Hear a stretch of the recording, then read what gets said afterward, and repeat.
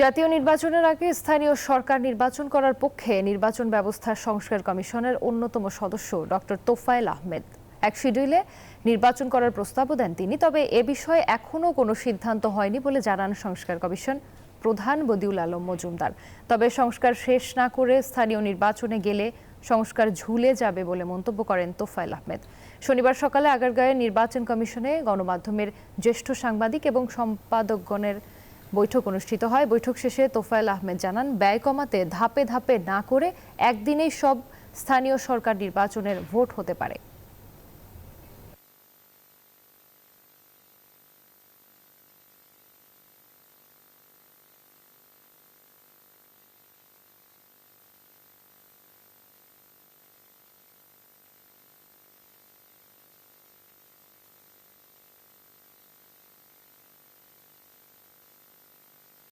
তারা না ভোটার ফিরিয়ে আনার জন্য বলেছেন এবং নির্বাচন কমিশন গঠনের ব্যাপারে তাদের গুরুত্বপূর্ণ প্রস্তাবনা ছিল রাজনৈতিক ঐক্যমত্যের ভিত্তিতে নির্বাচন কমিশন গঠনের। তো অনেক গুরুত্বপূর্ণ কথা হয়েছে এবং বিনা প্রতিদ্বন্দ্বিতা যেন নির্বাচিত না হয় এই বিষয়ে তারা আলোকপাত করেছেন। লোকাল গভর্নমেন্টটাকে যদি আমরা পার্লামেন্টের সিস্টেমে নিয়ে আসি তাহলে ইউনিয়ন, উপজেলা, জেলা, পৌরসভা, সিটি কর্পোরেশন এগুলো একই শিডিউলে যদি করতে পারি তাহলে আমার খরচ চলে আসবে 600 কোটি টাকার মধ্যে।